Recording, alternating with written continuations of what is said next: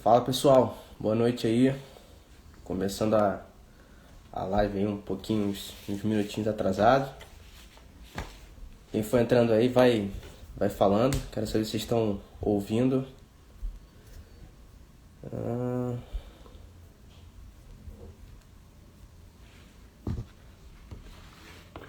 Enquanto isso, vou.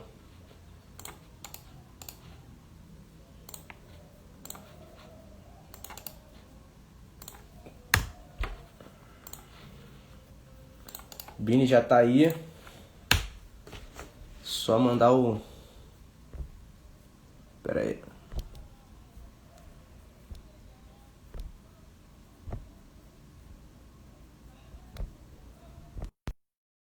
Oi.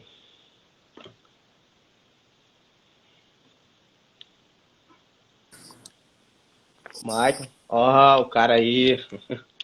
Fala aí, irmão. Beleza? Tá me ouvindo? Tô ouvindo. Tá me ouvindo também? Tranquilo. Tô. Ih, tá filé. Tive que adaptar, Show. improvisar com headphone aqui, mas tudo bem. Show de bola. Pessoal que entrou aí, tá ouvindo direitinho? Deixa aí o feedback de vocês.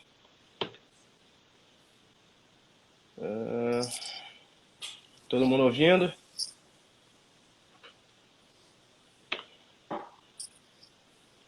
Bem, acho que então. Áudio tá ok, beleza.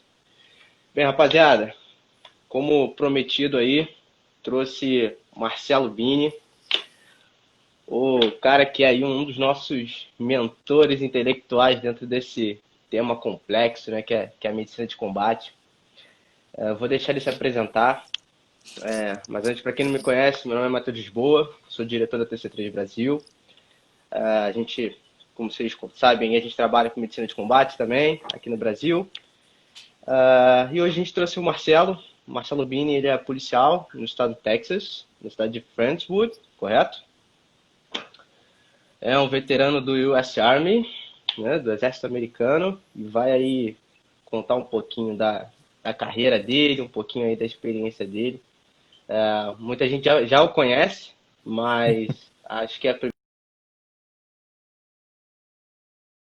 uma entrevistazinha. Então a gente vai dividir essa live em duas partes. Na primeira parte a gente vai conhecer um pouco mais do Marcelo, saber um pouquinho mais aí sobre como foi a carreira dele, como ele chegou, né, aonde ele está hoje, sendo membro de um time da SWAT, né, muito conhecido.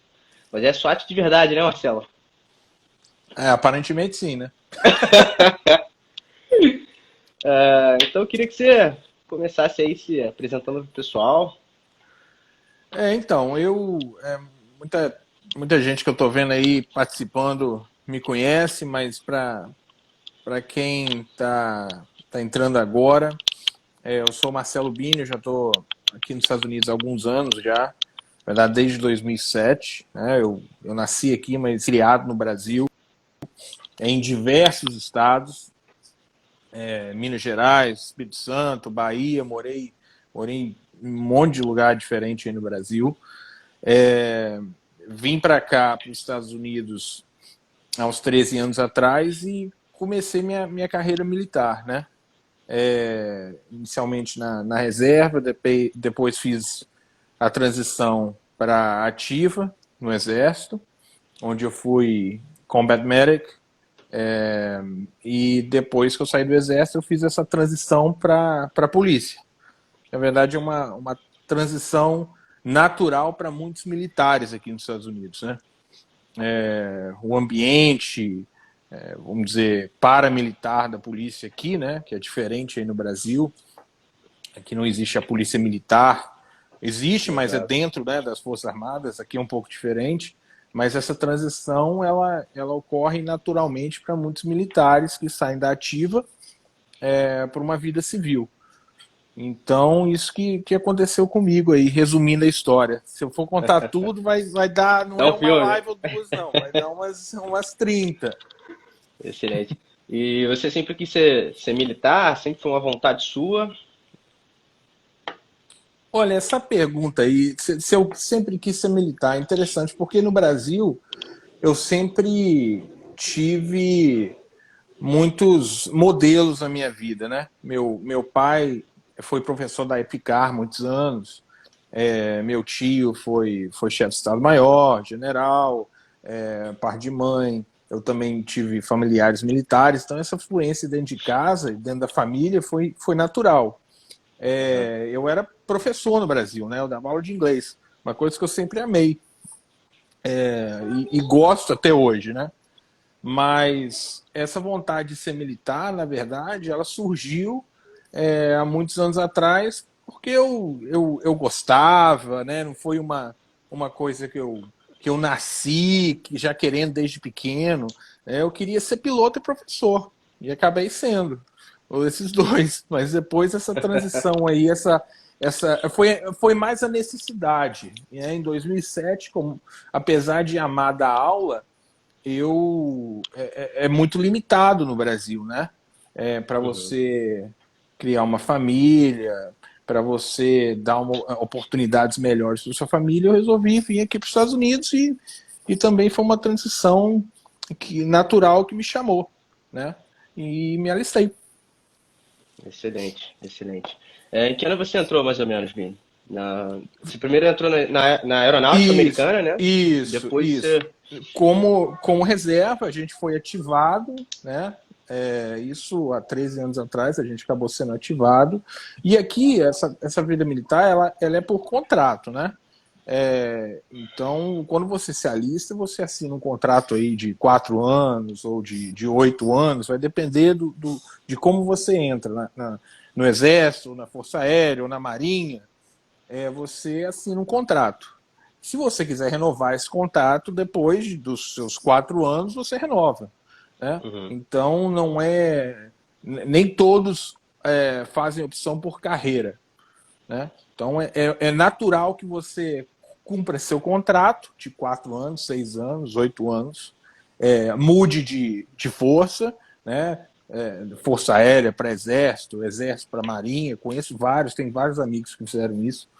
E aconteceu comigo também. Excelente, excelente. Você entrou mais ou menos no ano de 2007, né? Isso, final de Nas 2007. Forças Armadas Americanas.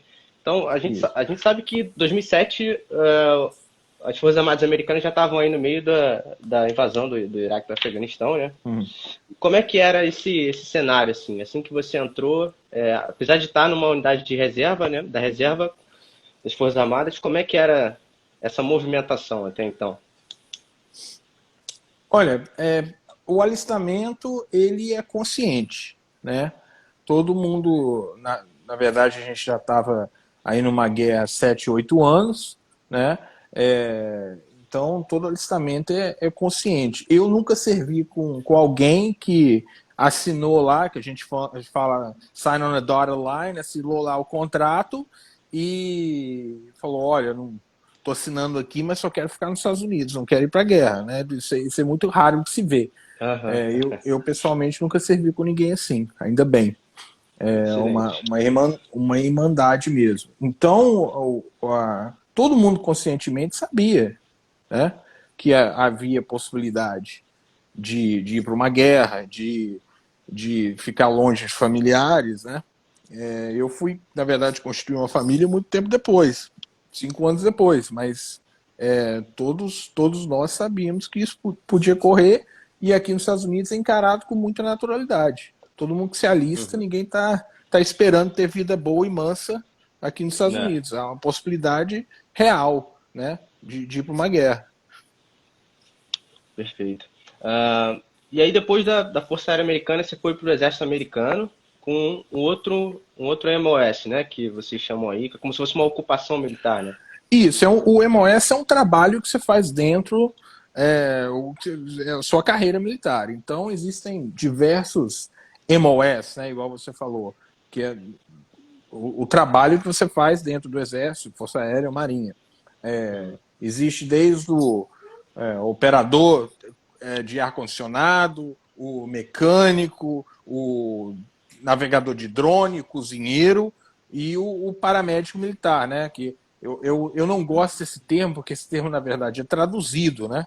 Uhum, Eu perfeito. uso Combat Medic, porque igual a gente vai falar daqui a pouco, muita coisa, principalmente a medicina militar, ela não pode ser traduzida, ela tem que ser interpretada. Tem muitas coisas que você não traduz. Então, esse MOS de Combat Medics, né, que eu me alistei, 68 Whiskey, você, na época que eu me alistei, na verdade, que eu fiz essa transição, não era nem chamado Combat Medic, era Healthcare Specialist, especialista em saúde. Hoje mudou para Combat Medic. Na época da transição, eu falava, você não vai ser um Combat Medic enquanto você não colocar pelo menos um torniquete. Essa era a piada de quando você se alistava. Agora que mudaram o nome, né? Recentemente. Mas esse nome, Combat Medic, ele sempre existiu não oficialmente. Agora já tá no papel, se não me engano. Mudou, acho que 2 anos atrás ou 1 ano atrás. Mas antes era Healthcare Specialist. Então é um trabalho que você vai desenvolver dentro da sua carreira militar. Você, normalmente, quando você se alista, você é dado ali 2, 3, 4 opções, dependendo das suas notas, né, na prova de entrada. Eu lembro que foi me dado mecânico, cozinheiro e Combat Medic, né? E eu lembro que eu queria fazer algo voltado para a experiência que eu tinha, né? Pelo policiamento militar, ou para o ensino, ou para a questão de ser bilíngue, falar o português, mas não me ofereceram isso na época. Então, optei por essa carreira médica, na área médica, né? Mesmo não sendo apaixonado pela medicina na época. Eu tinha outras paixões, né? Então, eu comecei a gostar da medicina depois que eu entrei pro Exército. Perfeito. A gente sabe que aqui no Brasil a gente não tem nem a profissão de paramédico e nem algo parecido com o Combat Medic das Forças Armadas brasileiras, né? E as pessoas mandam muita mensagem para a gente perguntando como é que é a formação de um Combat Medic. Como aqui não existe um paralelo com algo aqui parecido, né? Então, conta pra gente um pouquinho como é que foi a sua formação inicial, o que você viu lá dentro, para depois, né, se formar como um Combat Medic realmente. É interessante isso, porque todo militar, independente do MOS dele, que a gente conversou antes, ele é um infante, né? Então, é o que a gente chama de treinamento básico. Ele vai passar aí por a regra, tá? 9, 10 semanas de treinamento básico. Eu fui para Fort Benning, na Georgia, onde eles treinam você para ser um militar infante. Você desenvolve habilidades básicas de tiro, né? Fica 9 a 10 semanas. E depois você faz a transição para o seu MOS específico. Então, se você escolheu ser policial militar, você vai fazer o seu treinamento no lugar. Se você escolheu ser medic, como eu, você vai passar aí 18 semanas em San Antônio, em Fort Sam, que é o centro de treinamento do Exército. Então, após essa saída de Fort Benning, né, treinamento básico, você vai para Fort Sam para fazer o treinamento específico na área médica. Esse treinamento ele é composto aí, primeiro pela parte civil, né, da parte médica. Você vai fazer o BLS, você vai fazer SLS, você vai fazer o EMT civil, né, tudo conhecimento civil aí, se não me engano, por 8 semanas, 10, 12 horas por dia, né, estudando todo dia. Após ser aprovado nessa parte de medicina civil, você vai fazer a parte militar, né, que são aí mais 10 semanas. Então, você vai desenvolver essas habilidades médicas na parte militar, o que é totalmente diferente, né? Eu lembro do meu primeiro dia de aula aí, fazendo a transição da parte de paramedicina, vamos chamar disso, paramedicina civil, você via BLS, PHTLS, todo esse âmbito civil. No primeiro dia de aula da medicina militar, o instrutor falou: vocês esquecem tudo que vocês aprenderam, e a partir de hoje é muito diferente. E a gente pôde ver, apesar de ser necessário, né, você lidar, você aprender com essa parte de medicina civil, para a medicina militar ela é muito mais, foi muito mais encorpada nesse ensino aí. Então, após o ensino, você sendo aprovado toda semana, né, você tinha exames, provas práticas, provas teóricas, você é enviado para duty station, onde você vai trabalhar, vamos dizer assim. Uhum. Pode ser uma unidade de infantaria, pode ser uma unidade de polícia militar. No meu caso, eu fui enviado para um hospital de campanha, um hospital de campanha que o Exército dos Estados Unidos mantém, que é na Coreia do Sul, a poucos quilômetros da fronteira. E esse hospital de campanha, apesar de ser uma estrutura física permanente, ele tinha a possibilidade de ser móvel. Então, em 72 horas, a gente poderia estar em qualquer lugar do mundo, né? Uhum. E foi bem interessante essa transição. Mas, quanto a treinamento, é isso. Existe o treinamento básico do infante, o treinamento específico, dependendo da sua área, né? E depois você vai para a sua duty station, dependendo de onde te mandar. Normalmente, você fica de 2 a 3 anos, se você sair dos Estados Unidos, como foi o meu caso. Perfeito, perfeito. E dentro da sua formação aí como Combat Medic, você lembra o que você tinha mais dificuldade? O que foi mais difícil assim para você aprender e depois disso? Matheus, Cara, nunca me fizeram essa pergunta, é bem interessante. Mas a maior dificuldade no treinamento militar, e eu acredito que seja no Brasil isso em geral, é a distância, cara, da sua família, né, de pessoas que você lida diariamente. Eu senti muita falta disso, né, porque eu saí do Brasil para vir Uhum. para um país onde eu não tinha laços, e às vezes essa distância, esse isolamento acaba afetando o seu dia a dia, né? Eu tive a felicidade de me formar entre os primeiros da minha turma, né? Mas foi muito difícil. Eu não sei te falar, olha, eu tive dificuldade com controle de hemorragia, ou acesso venoso, ou essas coisas. Não é que eu tinha dificuldade nisso, mas eu sentia no meu dia a dia que a distância das pessoas, da minha família, né? Hoje a minha esposa, mas na época minha noiva, eu distante, acaba criando um estresse ali, já adicionado ao estresse do treinamento, né? Então, para as pessoas que estão querendo fazer essa migração, né, entrar para o exército americano, entrar para a Força Aérea Americana, o mais difícil vai ser isso. Mesmo que você seja uma pessoa desapegada, o mais difícil vai ser isso, esse isolamento, né? Eu lembro que no meu treinamento básico, como as cartas demoravam, né? A gente não tinha acesso a telefone, não tinha nada. Como as cartas demoravam a chegar, de pessoas, né, que mandavam cartas para mim do Brasil para os Estados Unidos, demoravam aí semanas para chegar. Eu lembro que meus instrutores falaram: Bini, você sabe por que você não recebe carta? É porque ninguém te ama. Então, você treinando ali e ouvindo Testar o isso seu diariamente, psicológico. você acaba. Claro, eu sabia que fazia parte do plano, mas mesmo você sabendo, esse isolamento acaba sendo muito difícil, né?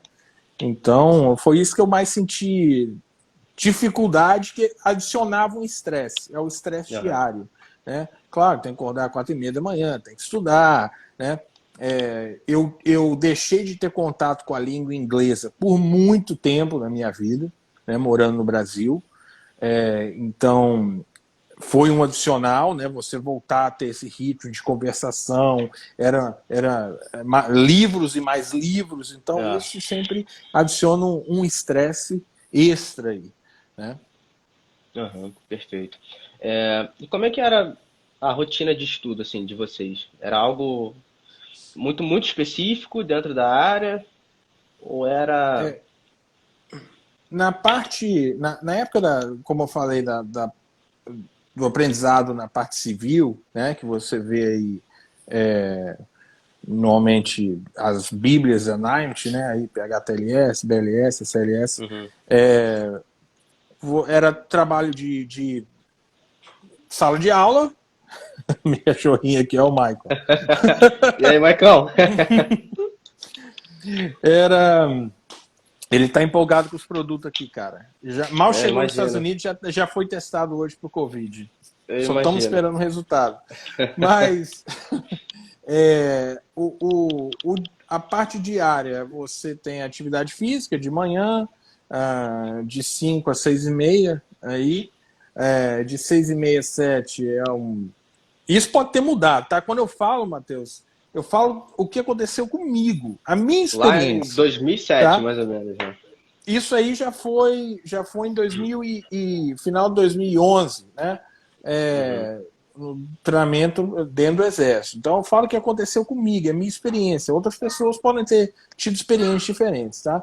Mas a regra era, né, atividade física, depois higiene pessoal, café da manhã e direto para a sala de aula. Isso na parte, no início do curso. Então, na sala de aula, você ficava aí de 7h30 às 5h30 da tarde, com pausa para o almoço, né? E depois de 5h30 às 7h30, você tinha obrigatoriedade de praticar, da parte prática, né? Você ficava na sala de aula, nos simuladores, até mais ou menos 7h30 da noite, voltava e descansava. Aí eu já ia para a cama cedo, cara, claro, né? Porque o ritmo é intenso.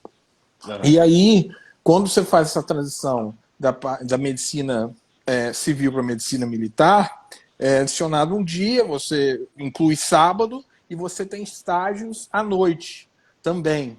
Então, algumas semanas a gente ficava no estágio até meia-noite, às vezes o estágio era de 12 horas também, ia para a noite toda no hospital de Fort Sam, que é um hospital nível de trauma 1, né?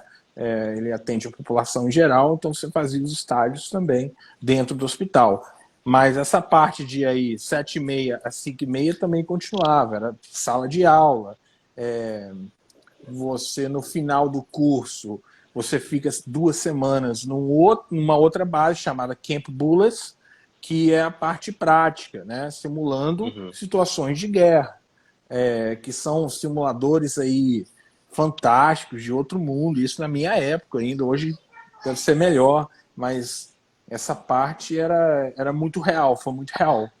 É por isso que eu prego tanta realidade nos meus treinamentos. Quem foi meu aluno sabe que eu gosto Uhum. de sangue falso, de gritaria, né? Se a gente puder usar tiro real, a gente já usou, como lá no Sul. Porque eu gosto do treinamento realista, porque é o que funcionou comigo. É o que funcionou comigo. Tem gente que não gosta, tem gente que gosta de entrar na sala de aula e ficar lá olhando slide por 3 dias. Eu não gosto de fazer treinamento assim porque não funciona comigo. Não é que eu acho a prática ruim. É que eu vou treinar meus alunos da melhor forma que eu fui treinado, que eu consegui absorver, né? Eu acho que é assim que a coisa gira, principalmente no Brasil, que é considerado algo novo, né? Mas essa era a realidade diária. É muito estudo, não é fácil, né? Quem estuda a parte de medicina, de APH, sabe que é muita coisa, né? Principalmente por ser uma coisa nova e condensada em pouco tempo, né? Então, 18 semanas você aprender tudo isso, estudando de 5h30 às 8 da noite todo dia, fazendo trabalho prático, é cansativo, não é fácil, né? Uhum. Mas Perfeito. não tem como ser outra maneira. Perfeito. Só abrindo parênteses, o Doc Mania tá pedindo um abraço aí, seu. Dá um abraço pra ele Não. aí. Pro Manilha eu não mando abraço, eu mando beijo. Ele sabe disso, tá? Pro Manilha eu mando beijo. Herculano. Tem uma O galera boa Herculano, aí eu não tava acompanhando. vendo quem é que tava entrando aí. O Entrou Laco, uma cara, o Laco galera. aqui do Laco, show de Gustavo, bola. Maristane, todo mundo. Pô, legal ver todo mundo aqui. Manilha tá perguntando se é verdade que você treinou anatomia com ele. Na prática. Treinei anatomia com Manilha na prática. Tive a oportunidade de ver esse corpinho esbelto na minha frente. Nunca mais esquecerei. Saudade, né? Ó, e Bem, tá aqui, então. tá? Ó, pro Manilha não falar depois, tá? Aí, ó. Eu fiz o Maicon vir do Brasil para cá para entregar a moeda. Não vai Só, levar só, nada. só quem é especial tem uma dessa. Aí, ó. Bem, cara, aproveitando esse gancho aí da tua formação, você se formou aí como Combat Medic e foi aí para sua primeira station, né? Sua primeira estação de trabalho, né? Tem que pegar o Manila E pra ganhar uma dessa. é. E aí, quais foram os locais que você esteve aí em missão, claro, né? O que você puder falar pra gente. Não, claro, o hospital que eu trabalhei, por ele ser um Combat Support Hospital, ou seja, a gente dava apoio a qualquer missão, né? Então ele tinha a possibilidade de ser enviado para qualquer parte do mundo em 72 horas. Então, mas era um hospital que nós tínhamos, era o único hospital de grande porte na Coreia do Sul, né? Então há muitos veteranos na Coreia do Sul, até hoje, isso desde a Guerra da Coreia, que casaram com coreanas ou coreanos e continuaram lá. Então a gente via pessoas da ativa, era um hospital que via pessoas da ativa, pessoas que eram reformadas, né, aposentadas, as suas esposas, os seus filhos. Então era um hospital muito grande. A gente tinha um departamento de emergência, departamento de atenção primária, pediatria, cirurgia, ginecologia, tudo isso eu trabalhei. Caramba. Eu fiz tudo isso, né? Então, e o que é interessante porque você formando como Combat Medic não necessariamente quer dizer que você vai para o campo, que você vai ser paramédico de uma unidade, né? E ficar colocando torniquete chassi o dia inteiro. Não é assim, não é igual filme, né?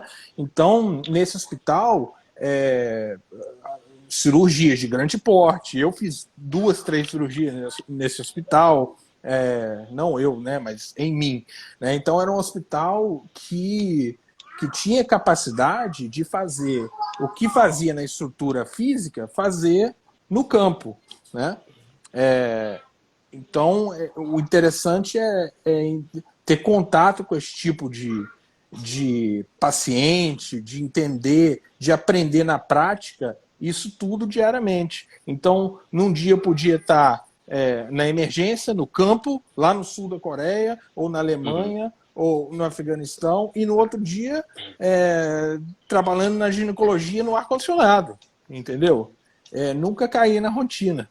Isso que é interessante você trabalhar no hospital de campanha nas Forças Armadas. Todo dia ou toda semana, né? É algo diferente que você tem a oportunidade de trabalhar e ter contato. É uma versatilidade que acaba sendo fundamental aí na função que vocês faziam, então, né?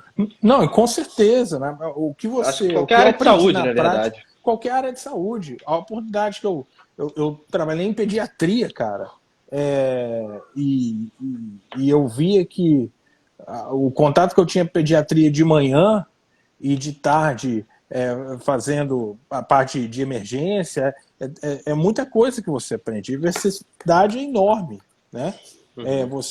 A atenção primária, por exemplo. A atenção primária é super importante na medicina, ou na paramedicina, né? É o primeiro contato que você tem com o paciente, né? A oportunidade de observar coisas que é investigativo, né? Atenção primária, a experiência que eu tive foi toda essa experiência investigativa, né?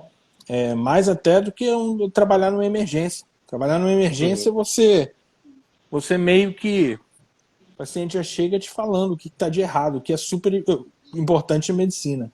Mas a atenção primária, as coisas podem mudar muito rapidamente. Você aprende, né? Coisas que não estão aparentemente ali, né? Você tem exames, colesterol, diabetes, hipertensão. Aí que eu fiz a transição, comecei a gostar do ACLS, né? Virei instrutor do ACLS pela American Heart, o que é algo bem raro dentro do exército americano para alguém que é alistado, que não é médico, né? Que é só paramédico de guerra, sem instrutor de ACLS, sem instrutor de PAUS, porque eu tive a oportunidade de ter contato com esse tipo de público, dentro de uma de uma realidade clínica, né? Atenção primária e pediatria. Então são histórias que eu conto dentro de cursos que eu dou, que eu não teria oportunidade de contar se eu tivesse só numa emergência, fosse paramédico de uma unidade de infantaria, eu não Aham. teria tanta história para contar, tanta opção. Inclusive, é até uma característica da parte de saúde que as próprias forças especiais usam em campo, né? De ter essa proximidade com as comunidades, né? E as pessoas aqui no Brasil tendem apenas a pensar que o paramédico de guerra é aquele cara das balas voando, né? E daquele tratamento de guerra, mas muitas das vezes ele, na verdade, é quase um espião aí, né? Eu Porque vou ele te pode ser contar, eu vou usado. te contar uma coisa que acontecia na Coreia diariamente, tá? Vai. O policial militar, o infante americano, ele tem que ser estudado. Não fala que o brasileiro tem que ser estudado. O infante e o policial militar tem que ser estudado, porque eu abri a clínica logo depois de atividade física, 6:30 da manhã, cara, e os caras chegavam, entendeu? E pode falar isso na live, porque, né, todo mundo sabe que eu sou desbocado mesmo. Os caras chegavam com gonorreia, cara, e não aprendia. Na outra semana tava chegando lá com a mesma coisa. Porra, que Então não é merda. só colocar torniquete, ser todo tático, entendeu? Se você não tiver conhecimento de situações clínicas, né? Não Você faz o vai se básico. deparar com a unha encravada do cara que está impedindo ele de fazer missão. Você vai encarar infante, eu tô falando infante que eu pego no pé, né? Mas infante com gonorreia toda semana, você vai lidar com militares com dor de cabeça crônica, você vai lidar com todas as situações. Então Uhum. você, igual a gente fala em inglês, well-rounded, você tem que saber de tudo um pouco, porque o militar, você é o primeiro contato que o militar vai ter como paramédico, né? Uhum. Ele é o cara, você é o cara da confiança dele. Ele não vai ligar para o médico dele, isso não existe dentro do exército americano. Você é o É primeiro você que vai ter que contato. resolver. Você é padre, paramédico, entendeu? Conselheiro. Então Tudo e mais um você é o pouco. primeiro contato, cara, né? Claro, claro. Perfeito. Isso faz parte. Exato. E quais outros locais você chegou a servir além da Coreia do Sul? Então, eu voltei para Fort Benning, né? Também, onde Uhum. eu fiz o treinamento básico, né? Eu trabalhei um tempo em Fort Benning, na unidade lá, também direto. Trabalhei num Forward Surgical Group, que era uma unidade de aviação, né? Que fazia missões da Coreia para o Japão, e vice-versa. Um, Como o hospital era móvel, cara, a gente teve oportunidade de trabalhar em muitas missões civis também, né? Uhum. Então, em 2014, março de 2014, maio de 2014, houve um naufrágio na Coreia do Sul, que a gente foi lá também e a gente teve a oportunidade de trabalhar em muitas missões civis, entendeu? A Coreia do Uhum. Sul é um excelente país, mas em termos de medicina, ela é muito, de novo, na minha época, né? Ela era no governo Obama, ela era muito dependente da atuação do exército lá na Coreia do Sul. Então, a medicina, os civis da Coreia do Sul, a gente dependia muito ainda das Forças Armadas Americanas para fazer esse trabalho. Hoje já mudou muito. Então, a Coreia do Sul era dividida em 4 áreas. Né? A área 1 ali na fronteira, no DMZ, tem a área 2 de Seul, 3 e 4 indo mais para o sul. Então, hoje em dia, no governo Trump, eles já pegaram tudo da área 1 ali na fronteira e já jogaram tudo para a área 3. Então, o meu hospital, que ficava na área 1 da Coreia, ali bem na fronteira, trocando tiro com o norte-coreano, não falei isso não, tá? A gente edita. Já passou, já passou. Né, ali bem na fronteira, o meu hospital ele já foi para a área 3.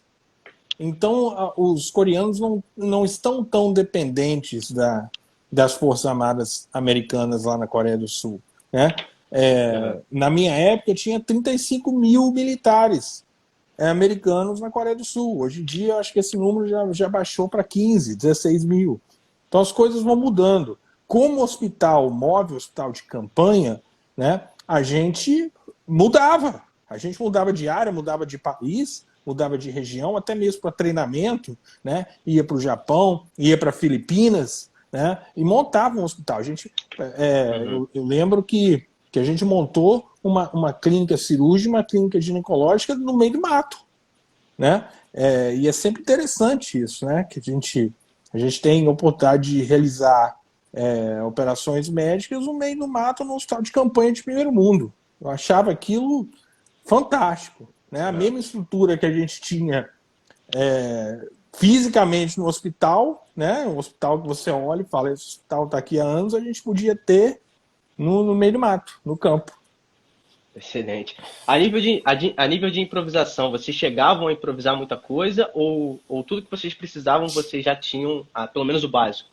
Não, a gente tinha o básico. Então, enquanto no hospital, vou te dar um exemplo, quando no hospital da estrutura física a gente tinha, se não me engano, 6 ORs, que é, né, a parte cirúrgica, né, 6 estações cirúrgicas, não sei tradução aí no português. No campo a gente poderia fazer 3. Né? A Uhum, clínica ginecológica ou atenção primária, a gente é mais ou menos a metade disso. Então a gente tinha estrutura para fazer tudo que a gente tinha no hospital físico, no campo a gente poderia fazer exatamente a metade, até clínica pediátrica, que é algo que você, né, à primeira vista, você não vê que tem a necessidade num hospital de campanha, mas crianças doentes vão aparecer. Então, é necessidade de fazer uma parte pediátrica aí no campo também. uhum, Então, a regra era mais ou menos metade. Né? E está tudo envolvido. É uma logística, até logística, documentação. Né? O militar, se a gente está num hospital de campanha, no meio do mato, realiza uma intervenção cirúrgica, isso tem que ser documentado. Né? Aquele militar ele vai sair do exército, ele vai receber compensação depois que ele sai do exército, os procedimentos que ele recebeu no campo, isso tudo tem que ser uhum, documentado. Então era todo mundo envolvido. O cozinheiro, né? O cozinheiro, a parte de cozinha, também está envolvida no hospital de campanha. Estava tudo dentro do hospital físico, mas mobilizava todo mundo para ir para o uhum, hospital de campanha. E mantinha esse hospital físico lá em Seul. Então, quando a gente ia montar um hospital de campanha, a gente não poderia fechar o hospital físico. O hospital físico ainda continua funcionando. Né? Então, uma perfeito. companhia monta e opera o hospital de campanha, enquanto outra companhia mantém o hospital físico. Você não pode deixar de ver as pessoas, de atender as pessoas naquela região ali para fechar tudo e falar, ó, tchau, adeus, vamos ficar 3 semanas no campo, já era.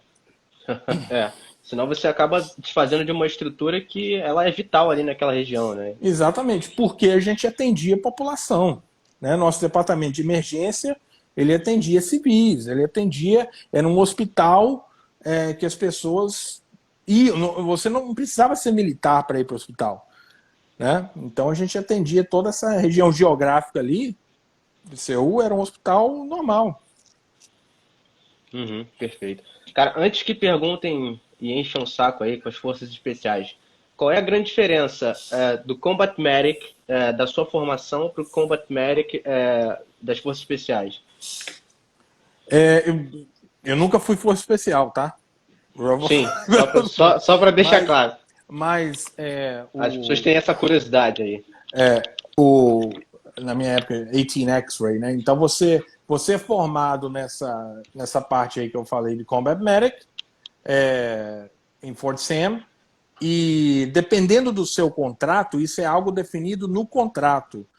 Se você vai para a escola de paraquedista, se você vai para a Aham, escola de Air Assault, se você vai para a escola de Força Especial, você tem o Ranger Contract, se você vai para Fort Benning na escola de Rangers, isso vai ser tudo definido no contrato que você assina, né? Ou se você vai ser um Flight Medic, né? Fazer curso de Flight Medic depois, que eu também fiz. uhum, Normalmente isso é definido no contrato.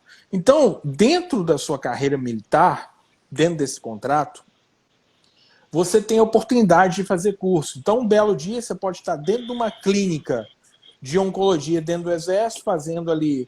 o seu trabalho e te ligo e falo, ó, tem uma vaga para fazer uma escola de paramédico de voo, que foi o meu caso.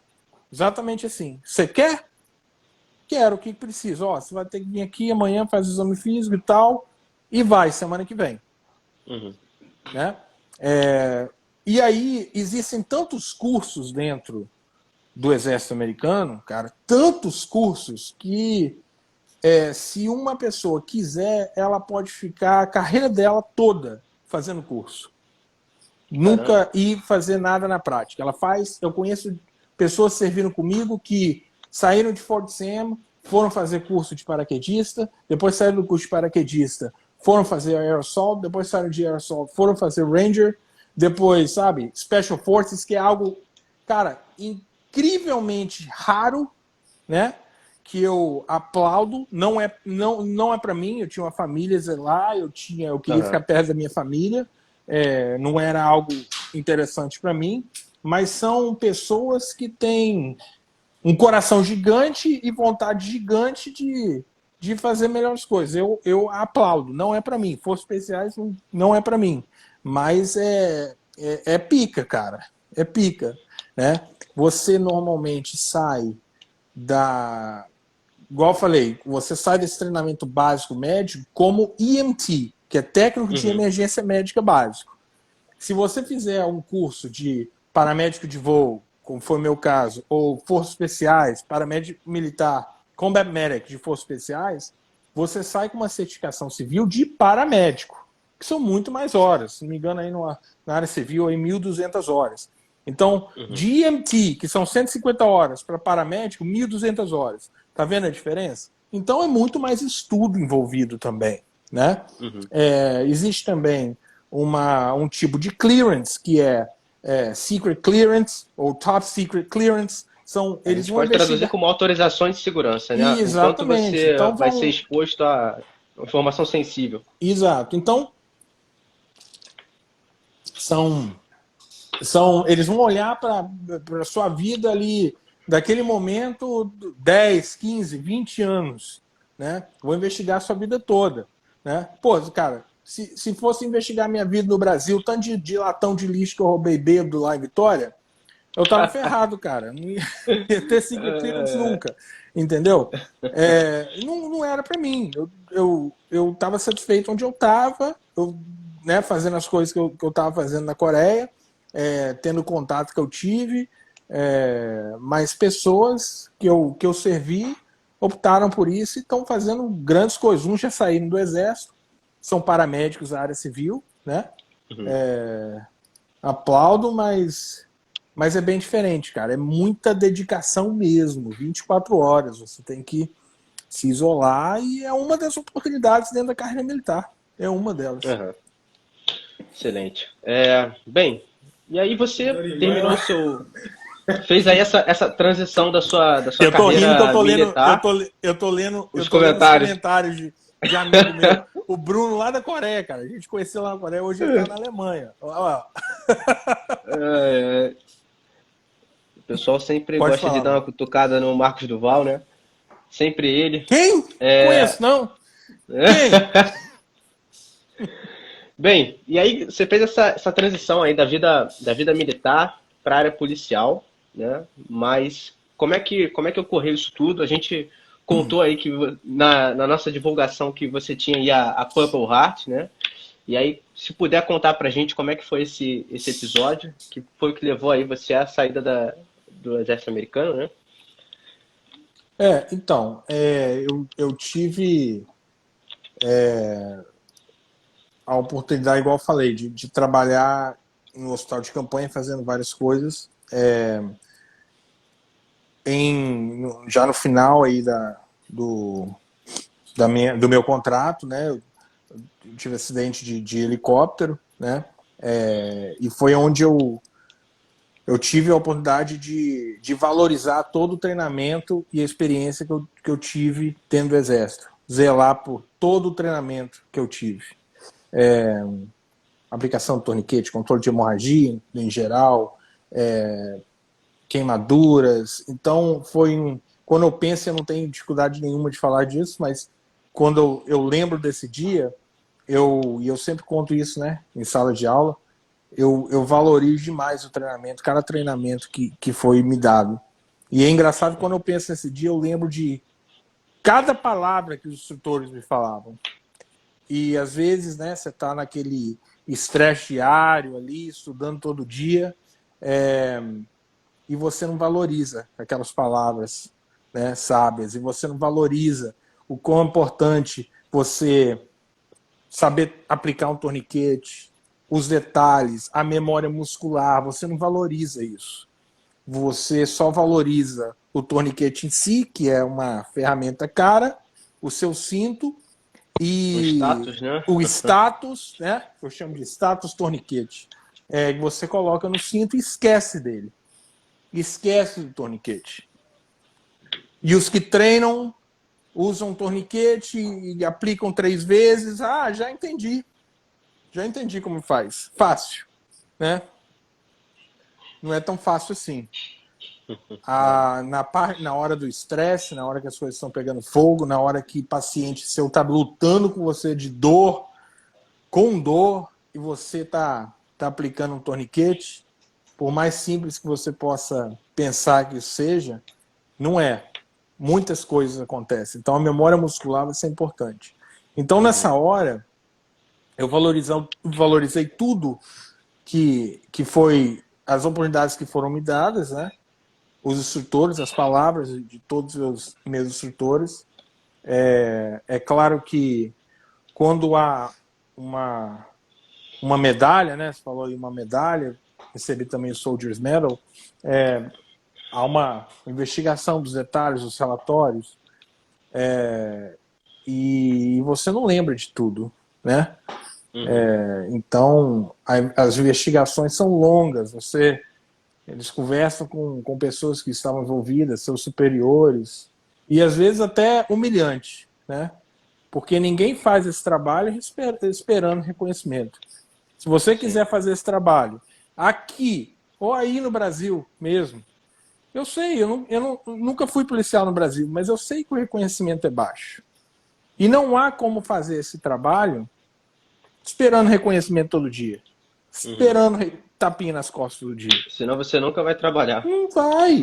Não vai trabalhar, né? Então os reconhecimentos eles chegam em formas, né, de certificados, de medalhas, mas o importante é você dormir sabendo que você deu o melhor que você pôde, que você absorveu o treinamento que você recebeu, né? E que você não deixou aquele dia passar. Aquele dia que foi te dado a oportunidade de colocar o torniquete 50 vezes, use, aproveite. Porque no dia que você precisar, você vai valorizar. No dia que você precisar, você vai valorizar. Eu falo com quem compra torniquete de mim, ou do João lá, que faz um belo trabalho, do Jefferson, vendendo equipamento aí, abrindo acesso para equipamento de controle de hemorragia. Compre o torniquete de treino. Não há nada de errado nisso, né? Mesmo que seja chinês para treino, faça isso 10, 20 vezes por dia. Porque no dia que você precisar, pode ser daqui a 10, 20 anos, mas você vai lembrar, né? Já até esqueci sua pergunta. Me alonguei. Eu vou pegando uma, mas enfim, foi uma oportunidade boa para eu aplicar. Quando alguém me pergunta disso, eu falo, ó, foi uma oportunidade excelente de eu aplicar o treinamento que eu recebi e que eu gosto de ver os meus alunos fazendo. Quando eu recebo no WhatsApp, eu recebo uma ligação falando que aluno meu, ou aluno do Manilha, ou alguém fez a aplicação do torniquete, que a gente está vendo aí quase semanalmente, que é ótimo. Semanalmente, né? Pois é. A gente vendo, cara, graças ao Manilha, graças ao Bini, graças ao Lessa, graças ao Maristani, eu consegui fazer a aplicação do torniquete, cara, legal. O cara, minha vítima estava brigando comigo, estava falando que estava doendo, eu quis afrouxar o torniquete, eu lembrei o que você falou, que eles vão reclamar que está doendo, que não é para afrouxar o torniquete. Isso é legal de ver. Né? Todo dia você vendo isso é fantástico, é muito. Então, melhor que qualquer medalha, cara. Isso aí é melhor que qualquer medalha, né? Quando a gente recebe esse tipo de palavra aí de um cara falando que conseguiu aplicar o torniquete graças a treinamento que ele recebeu de Uhum. alguém, de mim ou de qualquer outra pessoa, é fantástico. Isso é a melhor recompensa que existe. Exato. Então, você fez essa transição aí do serviço militar, né? Depois do seu acidente, né? Foi um acidente aéreo, né? Hum, Na Coreia do isso, Sul. isso. Bem E perto da aí fronteira você. com a Coreia do Norte, acho que 4 quilômetros, se não me engano. Uhum. E o que que você lembra, assim, do dia, né? Cara, são os traumas que acontecem na nossa vida, a gente, e quem já passou, né, por alguns traumas, a gente não lembra de alguns detalhes, é incrível, né? A gente não Aham. lembra de alguns detalhes. A gente lembra de coisinhas pequenas, anos passam e a gente lembra de coisinhas pequenas, é incrível, né? E até algo que eu queria falar é o transtorno pós-traumático, né, que hoje é um estigma, não tanto no exército americano, já foi, né? Antigamente que era chamado de shell shock, tinha até outras, outro nome. É um estigma na polícia, por exemplo. Né? Na polícia americana é um estigma. As pessoas não reconhecem que isso existe. Uhum. No Brasil, quando eu vou ao Brasil, eu recebo questionamentos, olha, e o transtorno pós-traumático, e o estresse pós-traumático? Querem dar um nome diferente no Brasil, beleza, mas isso tem que ser reconhecido pelos superiores, pelos colegas de trabalho, porque isso acontece no Brasil todo dia. Quando eu falo que o Brasil vive uma guerra, né, que a medicina daí tem que ser de guerra mesmo, porque os policiais estão morrendo, Sim. não estou brincando, o Brasil vive uma guerra. Né? Os policiais brasileiros são heróis. E uma pessoa normal, nós não somos máquinas, uma pessoa normal, ela passa por diversos níveis de trauma durante todo o dia. Eu passei por um trauma dentro da polícia, aliás, vários, que isso não foi reconhecido pelo departamento que eu Uhum. trabalho. Né? E eu vejo com colegas trabalham pelos departamentos deles, sofrem traumas e não é coisa, não fazem esse trabalho mental de cabeça, né? Esperam que você atenda aquela vítima, ou que vá para aquela ocorrência, ou que troque tiro, e que no outro dia de manhã esteja pronto para o trabalho como se nada tivesse acontecido. Normal. Né? Então, as pessoas que passam por esse trauma, como eu passei, não tem problema nenhum trocar essa ideia, Aham.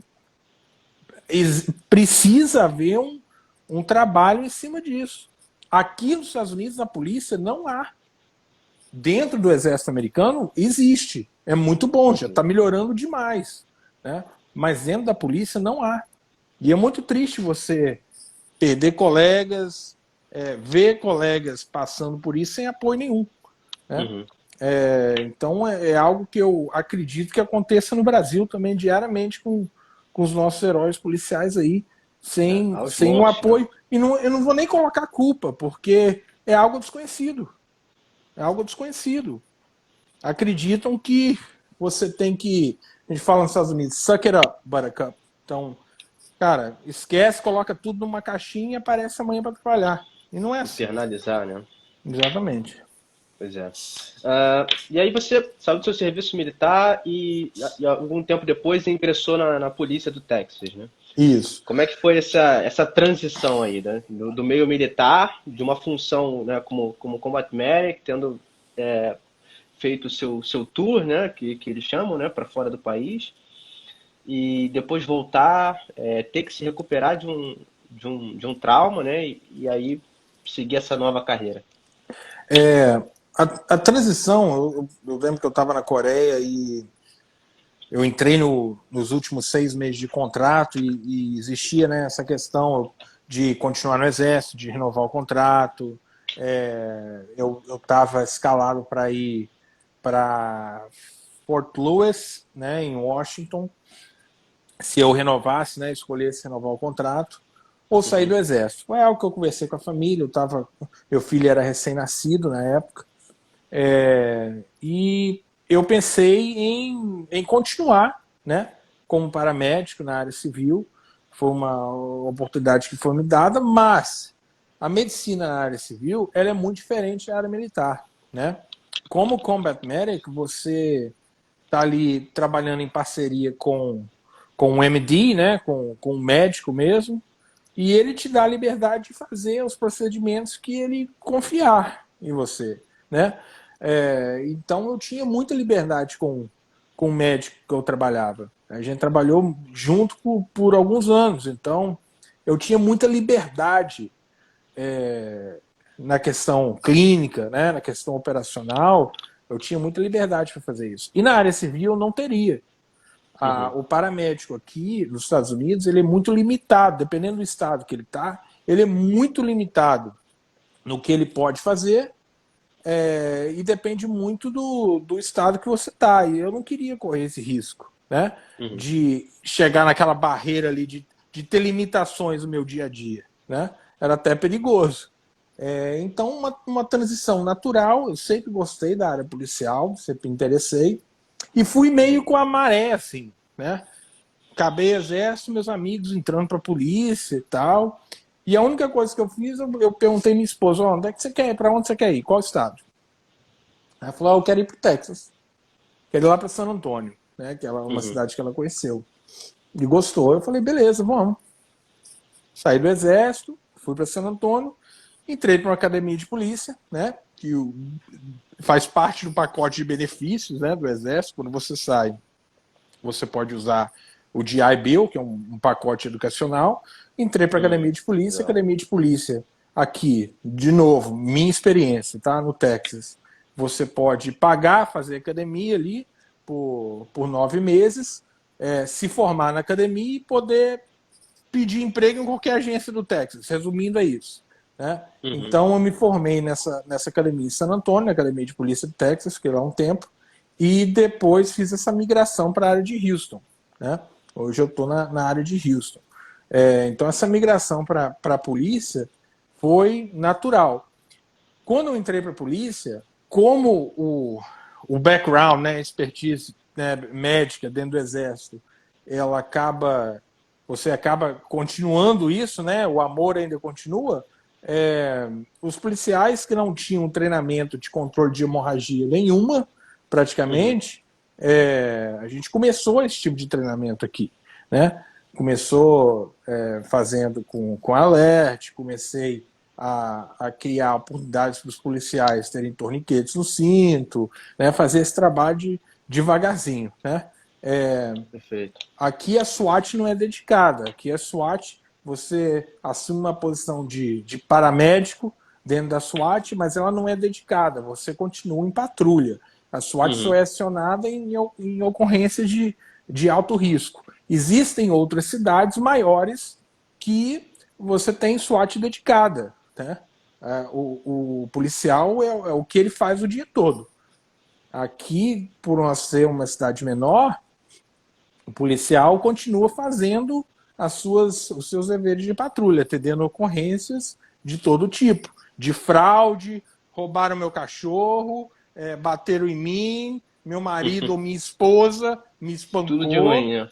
Não, é normal. Quando há ocorrência de alto risco, você mobiliza a sua equipe da SWAT. Então, dentro da equipe da SWAT, existem funções, existem é, é, coisas específicas, né? E o paramédico é um deles. Mas isso veio da medicina militar. A medicina Uhum. militar, ela é aplicada dentro de Vini, de uma posição.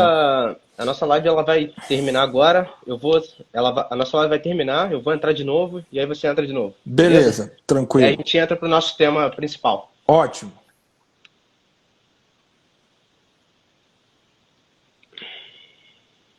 Deixa eu ver, 30 segundos. Vou encerrar ela aqui e a gente